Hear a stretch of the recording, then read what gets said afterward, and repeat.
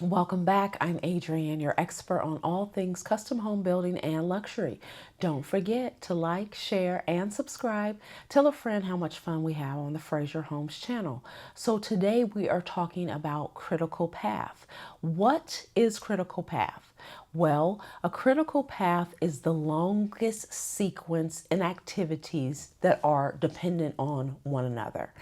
And so Fraser Homes, we are managing to a critical path.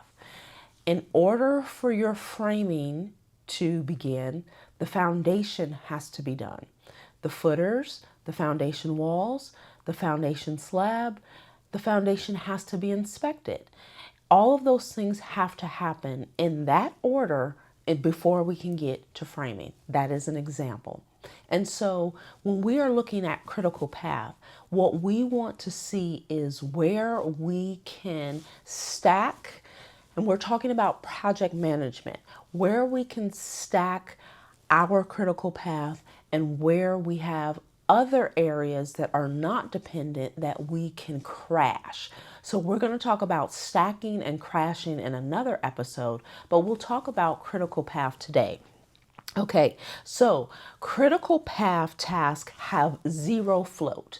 So what does float mean? We're going to flash the description or the definition of float. Float essentially means that there's no give, there's no slack, there's no buffer. This is exactly what has to happen and has to happen within this time frame for us to achieve our desired results.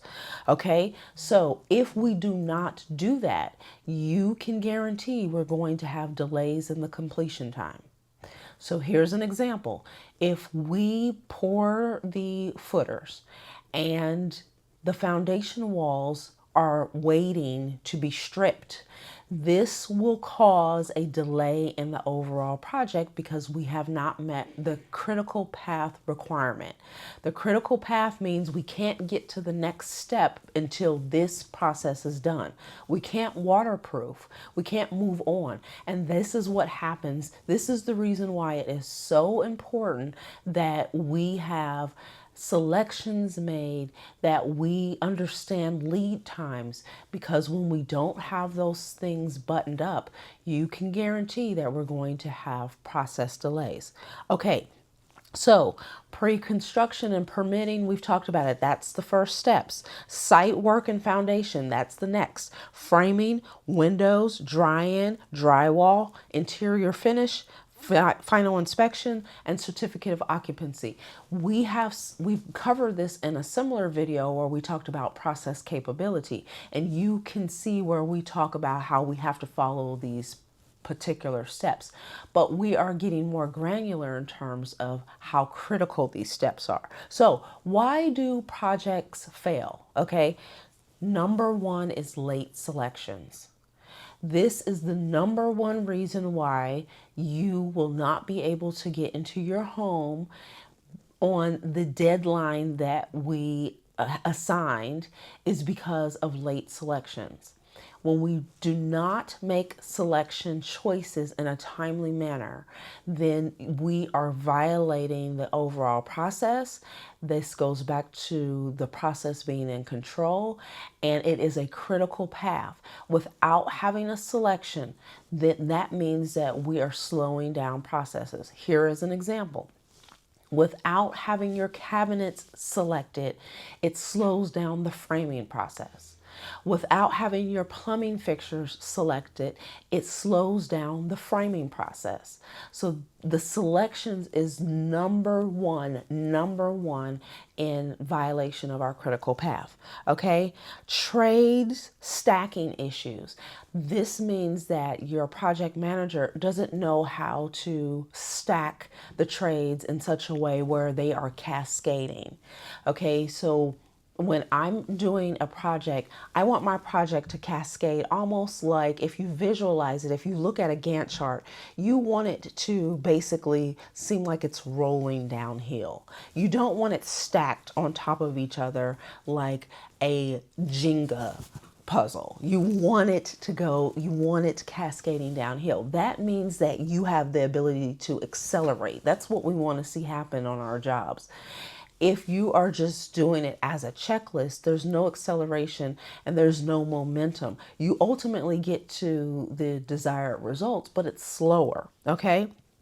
Another area is inspection delays or incomplete inspections or failed inspections. And that goes back to quality. We talked about in another video that the first time is the right time. Can you imagine when your inspector has to come and say, no, this is not right, you have to redo this? And so that means that we are now adding days into our critical path, which is not a good thing. Okay, so critical tasks delay the entire project. Okay, non-critical tasks may impact the completion. So it's important that we understand critical tasks are ones that are dependent on another task to get done. And while there are other things that are going on, it can cause delays, but it will not have the same impact. All right, so what are our strategies? Our strategy is to overlap. We like to see work happening on the inside at the same time as it's happening on the outside. That's one of our strategies because we're trying to crash. Remember, we said we're going to talk about crashing, okay? We want to buffer high risk items. So when there's long lead times on your windows, there's long lead times on special mosaic tiles, etc. There's long lead times in terms of the trades. You all understand that we are living in a world where people are not spending a whole lot of time in the manufacturing, industrial, construction world. That's not really a opportunity for people. They're not using that as an opportunity. People are more into business and finance and cybersecurity and those kind of things. And so that means our labor pool. So we have to be very mindful about how we schedule. Okay. And so you all know that your project manager is looking at the schedule. We're using builder trends so that you can keep up to date on what we're doing. You know that we like to adhere to selections deadlines. We've done a whole series on selections and why it's so important. We'll link those series below. And so when you are thinking about the critical path, it is important that you even adopt a critical path for yourself as a homeowner on what you need to accomplish and the timeline associated so that we are in perfect alignment.